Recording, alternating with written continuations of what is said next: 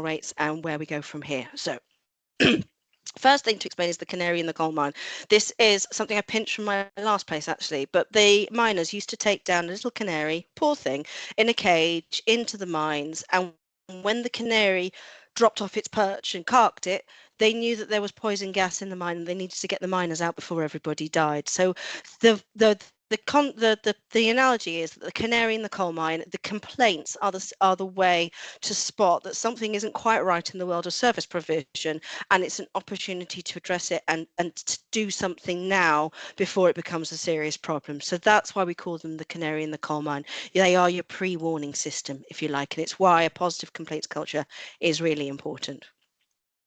On that, and that's not worked, which is really, really helpful. Okay, I'm going to have to click through using the mouse that doesn't like to click sometimes. This is going to be fun. So the reason, again, just to reiterate why complaints are so important is not only is it that canary in the coal mine, but also they directly speak to some of the most important facets of being a social housing landlord.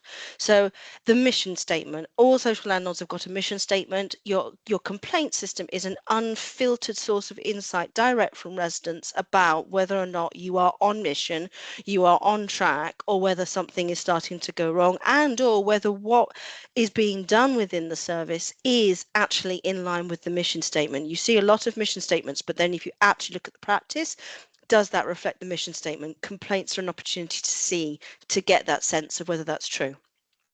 They're also an insight into what's important to residents. Sometimes there'll be a lot of focus groups, there'll be a lot of consultancy work, there'll be a lot of stuff done on what landlords think residents want, but what they complain about is a really good indicator for what actually is important to residents and what therefore business plans and things like that need to focus on. They're very good for equality, diversity and inclusion policies as well. A lot of people's policies are a lot of all organisations, really well-intended policies that have unintended consequences to certain demographics that no one saw coming. They did the EIA, the Equality Impact Assessment, all of those things, and yet still somehow something in the policy inadvertently results in an unfair outcome. Complaints, again, are a way of spotting that and spotting the flaw in the policy and enabling landlords to fix that. And then find your silence. This is a phrase that we've been using ever since the damp and mold investigation back in 2022.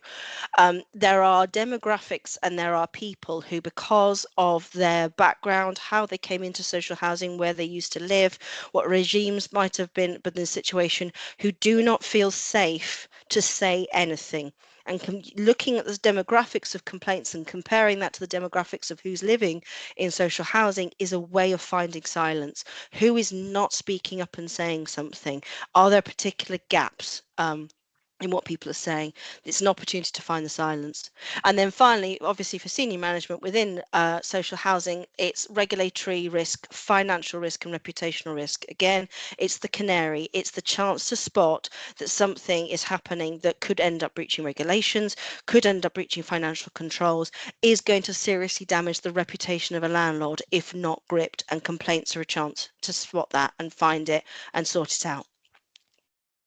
So on to the statistics. This is just a very brief comparison data-wise, and I'll leave it up and let people look at it. But the obvious thing to spot is that consistently everything has gone up. We've done over twice as many determinations as we did the previous year. The maladministration rate has gone up from 55% on average last year to 73% on average this year. It went from 55 at the end of last year to 67 the first quarter, 72 the second quarter, 75 the third quarter, and 75 again on quarter four, which obviously averages out to 73. But that's to give you an indication of how much it has increased consistently throughout the year, although it has now leveled out at 75%, which is still really high. We also have done more than 7 times as many severe maladministration decisions have happened as well. So those of you who were around last year, that 131 had been 13 the previous year. It's now 131 the last year, and it's 856 this year so far. So I think last year. So I think we can safely say we're probably going to break the 1,000 barrier this year, 2024 to 25. Complaint handling failure orders, about the same kind of numbers, but the numbers of orders and recommendations that we've made have tripled in terms of volume. So we are ordering more things to be fixed. We are ordering more things to put the resident back in the position they were in before, and we're recommending more as well. That does coincide with the introduction of wider orders, which was a further order power that we got this last year as well. And then also our compensation has gone up as well. And again, that's tripled too. So we are ordering more compensation. That is in line with the work that we did earlier this year to sort of look at our remedies guidance and try and ensure that complaints and dispute resolution is seen as a good alternative to taking things through the courts.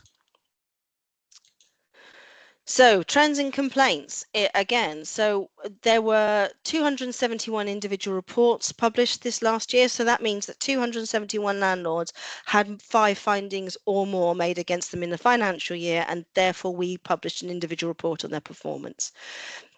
There were 126 landlords that had an over 75% mal rate. And if I take you back to the previous slide, that means they were above the average. 126 landlords, that's up from only 25 landlords last year who clocked out at over 75%. 66 are local authorities, 53 housing associations, it's 7 other types. It's a fairly similar split to what it was last year. It's just there's an awful lot more, 5 times as many landlords over 75%. There were 2 landlords who had no maladministration findings whatsoever. I would stress there were more than 2 that had no maladministrations, but there were 2 who had 5 or more, and they were all no mals. And those are Pine Ridge Housing Association and it's the Abbeyfield Society. 5 landlords had a good news story. So they went from being over 5 of the 25 landlords last year who had over 75% mal brought it right back down again. So, credit to them. There were 3 local authorities that did that. There were 2 housing associations, and I will name them because it is an achievement. Basildon Borough Council went from 87% to 64%. Broadland House Association went from 78% to 42%. Cheshire Peaks and Plains Housing Trust went from 80% down to 38%, which is phenomenal. Lewes Council went from 80% to 67%, and Southend-on-Sea Council went from 83% to 65%.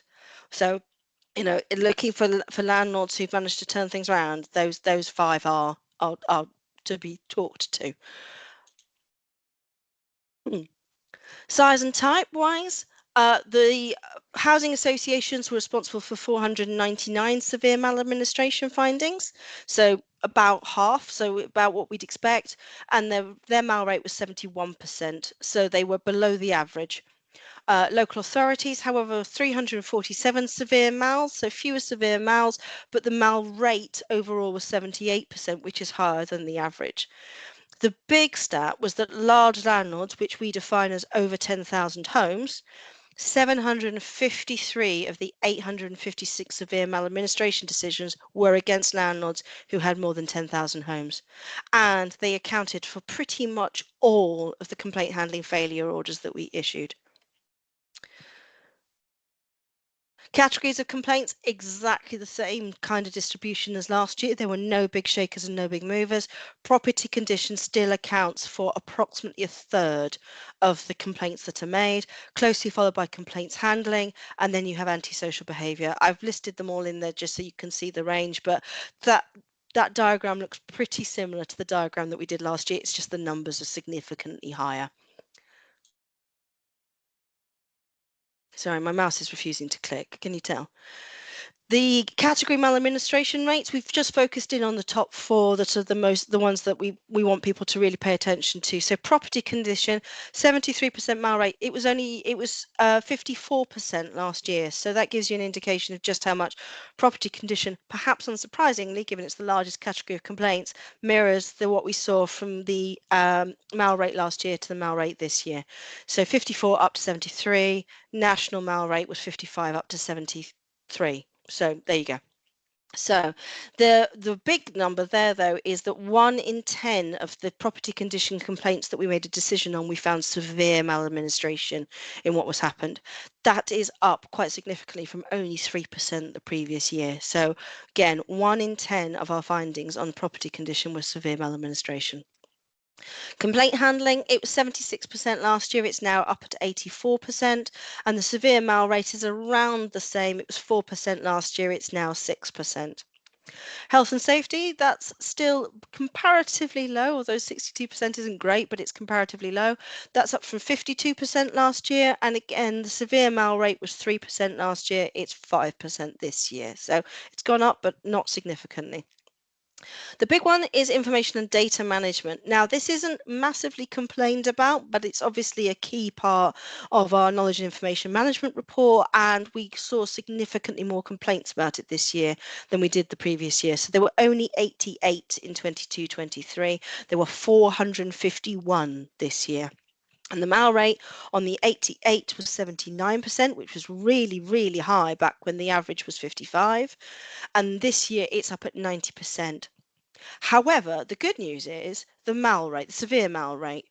Last year, on those 88 complaints, 11% of those were severe mal. This year, only 4% of the 451 were severe mal.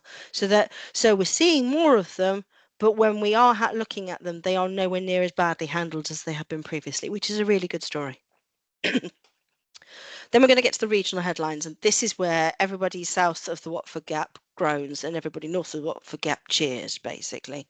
So these are some of the mal rates. I'm not going to go through them exhaustively, but I think I'll click forward too. I have, yes, there you go. So London tops the chart again across the board, which is one of the reasons why we did the London Insight Report, and those statistics are the ones that we included in the London Insight Report. 77% mal rate, that is higher than anybody else.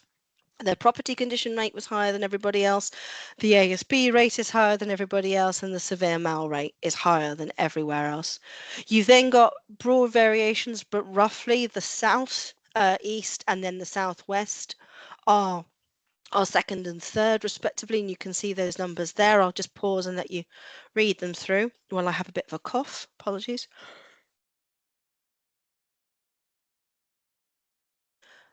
And then moving up the country, east of England's up at 70%, but you can see that the Midlands dropped to 68, the Northwest is 67, and Northeastern Yorkshire is down at 62% overall mal rate. Same with property conditions, there's a sort of consistent down as you go up, and same with ASB to a certain extent. Northwest is better than Northeastern Yorkshire for ASB, and similar with the severe mal rate, although there is a bump in the Midlands. So there you go. And that brings me to the end of my presentation. So anyone want to ask any questions?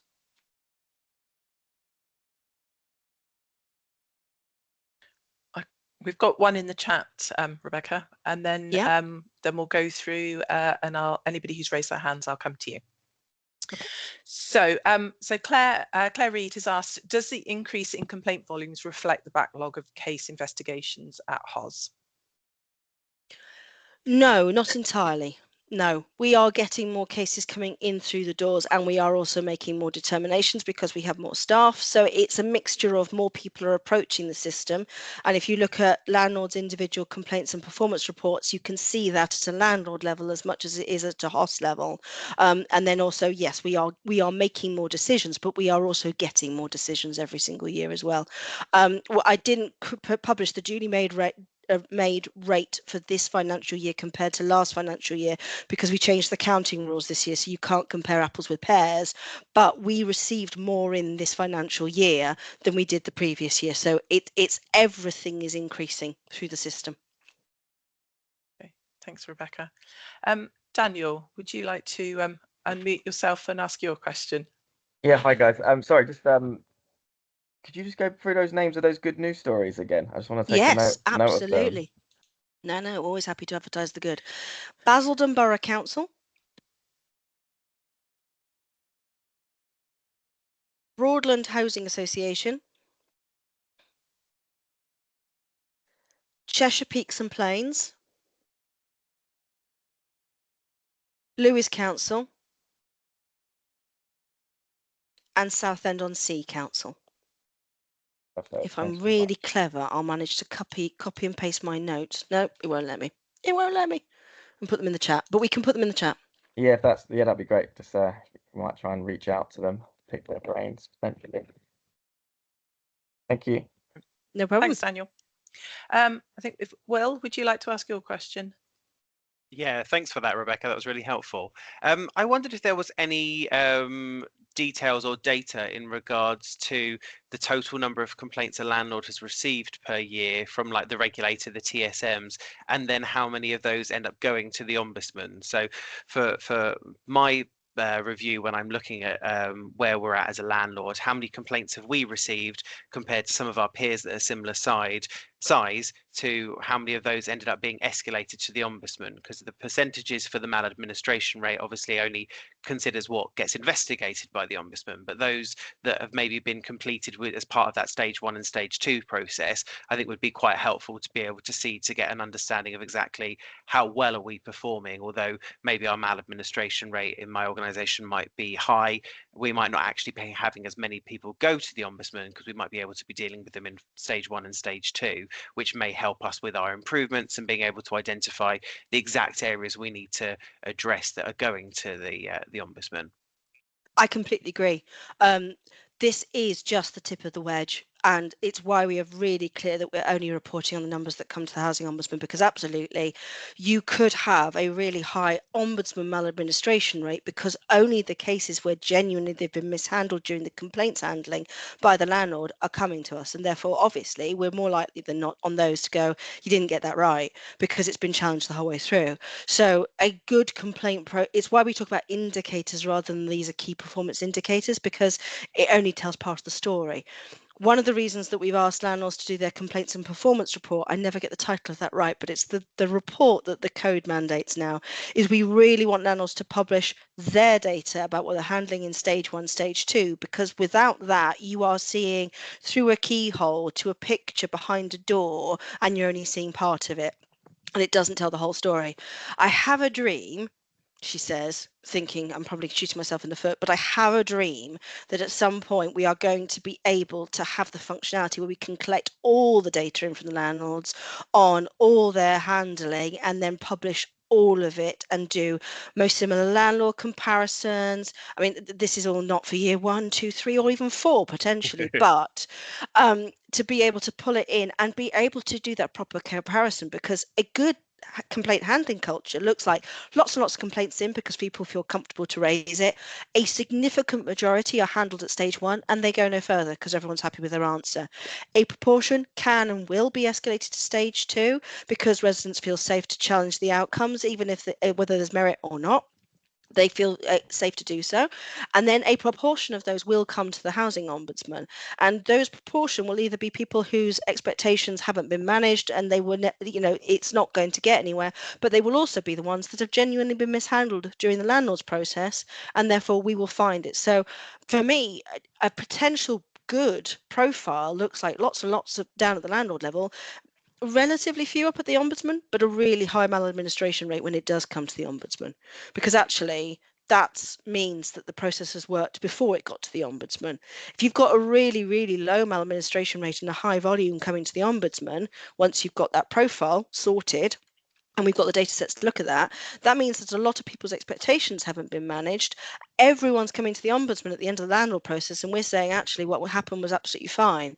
So what's gone wrong that means the resident doesn't understand that or believe that at the landlord level process? So yeah, I'm a massive fan of using this data sets together in order to paint the proper picture, because otherwise it's one-dimensional and it's flat. Thanks. That's helpful. I think that's kind of where we've had some pushback with members, whereas if we compare the amount of cases that the Ombudsman investigated for our organisation compared to some peers of a similar size, there was more, but obviously it's the whole picture which we're trying to paint. So it's kind of good to know that that's the Ombudsman's view, and thanks for that. Thank you. Right, I'm going to take a couple more from the chat and then I'll come to you, Colette. So Magda asks, are we seeing an increase in the number of determination review requests from landlords? And do we have any statistics on that? The short answer to that question is yes. but I don't have any statistics to hand, but we can certainly get hold of them for you. We are seeing more challenges to determinations, and again, that's not necessarily a bad thing. Whether we're seeing more proportionately to the number of determinations that we're making, I genuinely don't know the answer to that. But obviously, we're making more determinations. I would expect incrementally, therefore, more reviews. That is indeed what we're seeing. And it's a right that landlords absolutely have, and residents as well, because we get review decisions from requests from residents as well, for our determinations if there's more information, etc. That means that our decision needs to change. So the short answer is yes. The precise answer as to how many and whether that's proportionate to the number of determinations we are making, I don't know the answer to, but we can get that stat for you. Okay. I can see, Magda, you just put your hand up. Do you want to add to that? Yes, sorry, if you don't mind. I just wanted to thank you for clarifying that. And I just wanted to ask one more question. What's your average sort of timescale for when you do receive a review request? How quickly are you looking to turn those around? I genuinely don't know. Sorry. I work on the stats side of things. Fine. And the analysing the data side of things. I don't actually do the doing. But we can probably get, I'm fairly certain there's, no, I'm not going to try and guess whether we've got something on the website. I will find out for you what our turnaround times are for reviews. That'd be brilliant. Thank you. Thanks. So Martin has asked, can you clarify the distinction between a maladministration and a severe maladministration? Or if you could give like some examples of the difference, please. Yes. So the first thing to say is that we have got some guidance on our website that describes severe maladministration versus service failure. But broadly, the difference between a maladministration and severe maladministration, God, that's going to sound really trite. It's the severity. I know that sounds really, really trite, but it's the length of time that something's been going. It's the degree to which it was fixable and wasn't, and the number of times in which it was fixed, it could have been fixed and wasn't. So it's sort of the quantity of bad handling that makes it severe, if that makes sense, at the risk of sounding very derivative, but it's usually length of time and severity of impact really heavily influence when it turns from being just a maladministration to being a severe maladministration, roughly. Okay. Hands have shot up all over the place. Right, so I think we'll go to Colette next because she's been waiting a while. Thank you. I just wanted to ask, with the associate, the 5 landlords that went down to under 75%, had any of them in the previous year or years had P49, para 49s done? No, they hadn't, because sometimes you do see that, don't you? Where, yeah. Well, we were subject to one last year and this year, so we would have expected there to be a higher rate this year, because you were focusing on our cases. So I just wanted to ask that question. Thank you. No, they none of them were subject to P49s. To be honest, none of them are big enough actually to have raised the alarm. And also there were other landlords who were higher than them that were the ones that we ended up taking. So although their stats are scary, there were 25 landlords who were over 75% last year, and none of those guys peaked for being subject to P49. The concentrating on our cases, I will just make it clear, when we are doing a paragraph 49 investigation, we genuinely don't treat a landlord's cases any differently than we would do. What we do is we make certain that the smaller group of people handle it so that the decisions are absolutely consistent with each other, because obviously we are working intensively with that landlord at that time, so we make certain that there's a smaller group of caseworkers working the cases. But it shouldn't see, there isn't this, if the severe mal rate has gone up or the mal rate's gone up, it's not necessarily because a landlord's subject of a P49. No, I understand that, but we were told at the time that our cases were being looked at quicker because of the P49. Because there were so many cases that were being looked at, and we were told that they would be determined within that period. And that's all I'm saying. No, that's fine. We've changed the methodology now for the current P49 landlords. You must have been one of the ones earlier in the year. We now no longer pull P49 landlord cases up to the front. We do them in strict order now. Thanks, Rebecca. Dawn, you've got your hand raised. Yeah, thank you. I just wondered if there's any plans, not that we fall within this, but it would be great too, and I think celebrate success as well. But is there any plans to share those landlords that didn't receive 5 or more determinations? So the individual reports obviously you only share the ones that have got 5 or more, but it would be good to see who is part of the landlords Cohort. under the 5 or more. And also just so that we could link up with people, share best practice, understand their processes, learning for landlords. And I just think it could also be nice for those landlords to show that they haven't actually even had a mention. And do these landlords also fall within? So I'm guessing that they could have received a mallard, but maybe only 1 determination. But would they fall within the full annual review report? Yes, they do. So their stats are included in the national analysis. It's just they don't get an individual report. Yeah.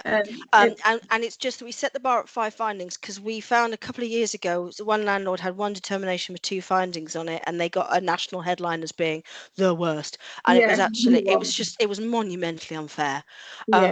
So we don't name until, and we don't do individual reports until 5 findings or more. There are, I think, from memory, there are about 9 landlords who are under 5 findings who had no mal rates at all. It might just be good to say, in the sort of report how many landlords that refers to. And because you used to do a spreadsheet, didn't you? You used to put a link onto it and used to be able to get those landlords that didn't have individual reports. Is that still available? It might be me that's not even looked. No, we haven't done it. Okay. Also, Dawn, the Centre for Learning will be doing some webinars in early next year with those landlords that had reduced their mal rates. So we'll be advertising that a bit closer, but you might find those webinars useful as well. Okay, thank you. And I will also say those 5 landlords that reduced from 75 to under are the landlords who had over 5 last year and over 5 this year. There were a number of other landlords who did disappear from under 75, over 75, under, but they only had like 3 findings in the year. So we've just done it where we absolutely can say this data has integrity. I've got a few more questions in the chat for you, Rebecca. So Sarah's asked, do we have any stats about the number of service failures that have been classed as maladministration? Yes, so on the national report, service failure is there as a category of maladministration. So if you look at the stats across, it says the number of severe mals, number of mals, number of service failures. I'm now doubting myself. I'm wondering if I need to go and look at the website. But we absolutely have got the stats of service failure divided out from maladministration. And if you look on the individual landlord reports, they are there on pages 2 and 3, divided out by the type of maladministration, not just all put together as maladministration findings. And Liam's asked, why do you think large landlords accounted for around 95% of the complaint handling failure orders? It's a huge percentage. It's huge. It's absolutely huge.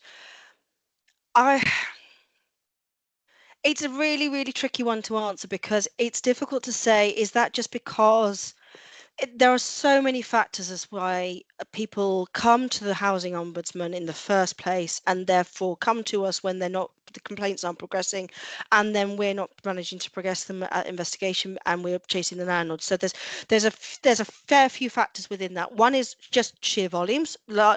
Statistically, landlords with more than 10,000 homes will have more complaints, and therefore there are more opportunities for the handling of that complaint to go awry, either at the landlord stage, not getting it in, not progressing it, or when we get it as a complaint and we're not getting the paperwork that we need to investigate the complaint, and or when we make an order, we're not getting the evidence that we need to say that the order's been complied with, because there are all these stages where CHFOs could be issued. I think at the broadest level, there is something there about if you are processing volume casework, and this applies to every industry under the sun, volume work means that stuff gets missed sometimes. So I think and also when your staffing starts to become problematic and you start to go under, you go under faster. It's just a reality of all organisations. If you're processing volume stuff and your staffing slips, then the escalation happens much quicker. I mean, I used to work in the police complaints world, and honestly, when the Metropolitan's professional service department lost too many staff, the backlog of responses to our paper requests just went through the roof immediately. So I think it's a combination of volume metrics. I think it's a combination of supply and demand, and I think there's possibly also something about, if you are a large landlord, are your complaints processes and resourcing robust enough to mean that if you suddenly get in 10 paper requests from us, or you suddenly get in a glut of complaints about a particular situation, can you cope with the influx? So I think broadly it's a volume thing as much as anything else, but it is really noticeable. It's over 10,000. Okay, thanks, Rebecca. Camilla's put in a question, but it refers to something you were talking about earlier, so it doesn't quite make sense to me. Camilla, are you happy to come on and just sort of rephrase your question in compared to, because I missed a bit because you were saying it's following up on something. Hi, yeah, can you hear me? Yes, yes, we can, thanks.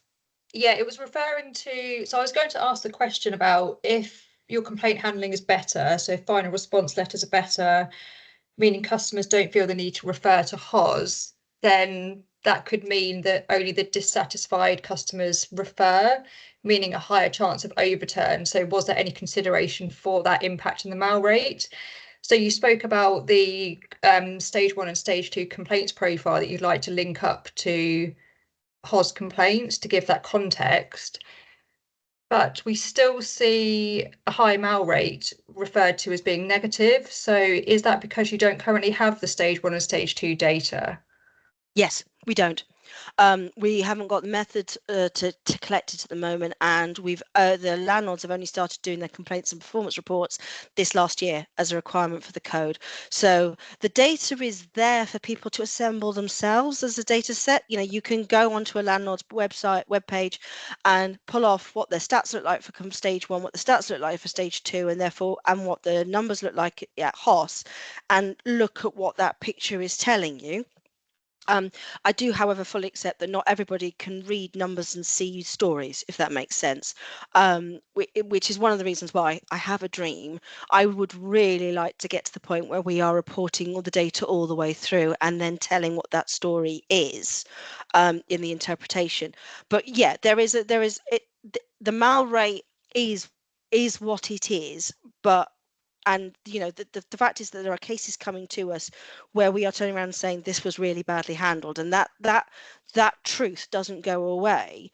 But we also recognize that if residents are getting the answers that they need in stage 1 or stage 2, and the only people coming to us are because it's been badly handled the whole way through, or alternatively expectations weren't managed, then that is going to change the mail rate, which is why we're really clear.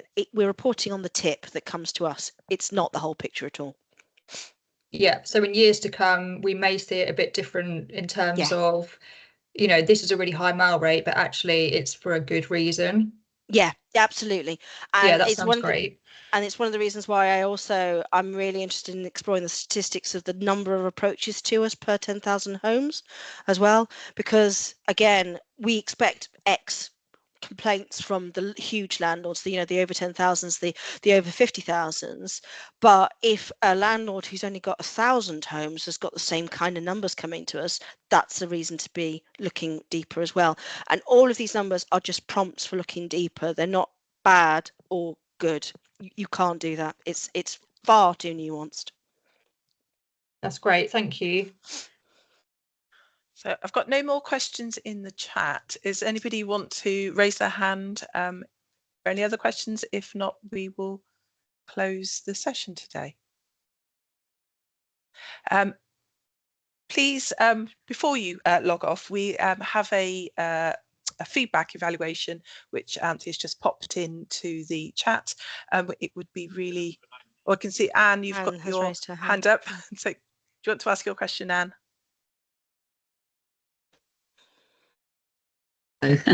So I think I totally agree with the concept of knowing where the sort of complaints start from and how many are at 1 and 2, because we have, as a resident, I'm speaking now, not as a landlord, the fact that we struggle to actually get our residents to complain when they should be complaining, because our mantra recently, and we've got into this, we can't trust our landlord state at this point in time, is the only way we seem to be able to get any answers is to complain, which is a crazy situation. And so the customer resolutions team will admit that they're now overwhelmed with complaints simply because we can't get things sorted a different way. But then there's very few that will then, even if you do stage 1, to take it any further, which is a crazy situation, but still. So the question, I mean, our annual review that was put on the website from the chair of our organisation was sort of praising the fact of how well they're doing with dealing with their complaints.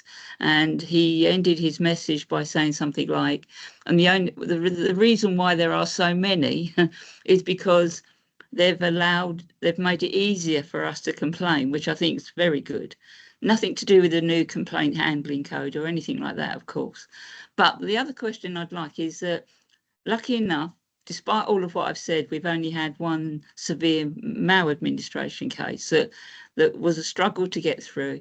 And eventually, I think they've sort of done the works. But the actual resident who raised that is still totally dissatisfied about the process that's going on. And so I just wonder what happens with the likes of severe maladministration when perhaps you're content as the ombudsman that it's done, but the resident is not. So where does the resident go after that? Because this one particular is actually taking my landlord to court, which shouldn't really be that's how it goes, but it's costing him an absolute fortune. But he's still totally dissatisfied. I mean, if you talk about the way they've handled the complaint and the works, the way they're handling the court case, I think we should have some sort of an ombudsman that looks into that as well, because it is actually disgraceful what they're doing. So he's still dissatisfied, although it's not necessarily about, well, the works are still in progress somewhere along the line. So I just wonder what authority, if anything, the ombudsman had with that, or if not, where do we go as residents? Do we then go off to the regulator to do something about that when now it is a legal case that's going to go to court in January? Mm-hmm. It's that sort of thing. I mean, obviously, individual circumstances don't know the precise details of that case, but did this individual bring their case to the ombudsman and the landlord's done what we've ordered them to do, but they're still not happy that that's enough? Yeah, that's right. Right. There's a couple of things. I mean, obviously, if the resident wasn't happy with what we ordered, there's the right of review. And I mentioned that earlier, that they can come and challenge us if they weren't happy with what we decided for them on that case. But it sounds like, obviously, that moment has passed and they're now into court proceedings. There is always the reality that sometimes when we order things to happen, either that hasn't fixed the problem, or everyone thought it would do but it didn't, or there's a reason why the works don't happen, or again you can have a further service failing in the fact that the remedial works to fix it don't happen because of X, Y, and Z. So I'm always really cautious about saying this, because it sounds like I'm saying you have to go through the process again from the beginning and be bureaucratic, but the complaint system is there all the time. So if what is happening as a consequence of the first complaint is then further being mishandled, they can complain about that again. Now, I know that that's frustrating, because obviously it does mean going through the complaint system again, but it does exist for exactly that reason. So there is always recourse through a complaint system for further activities that residents don't feel go right. And I'm deliberately taking it away from the language, because although it's the outcome of the first complaint, it is actually a new set of actions by the landlord, and therefore it can be complained about if the resident feels they're not being handled properly. And the fact he's taking it to court might mean that the complaints process is currently blocked to him, because if the court proceedings have started, then the complaint process has to be paused while that's happening, because of the courts are a higher process. But if the court case hasn't actually started, he can still take the things through the complaint service. That remains open at all times.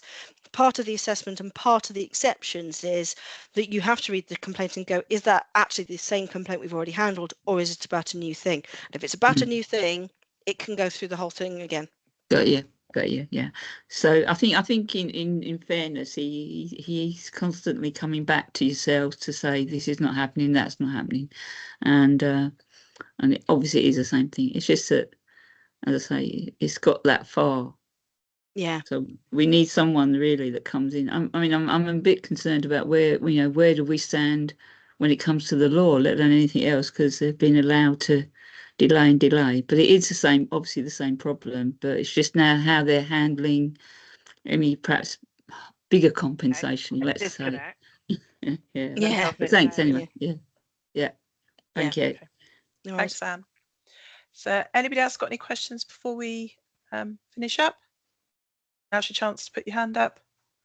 If not, please do fill in the evaluation form. It does help us find out what works well and what doesn't, and it means we can alter and amend what we're doing in the future to support landlords. Now, Nancy's just popped it in again for you. Lovely. Right, it was lovely to see so many of you here today, and we will end the meeting.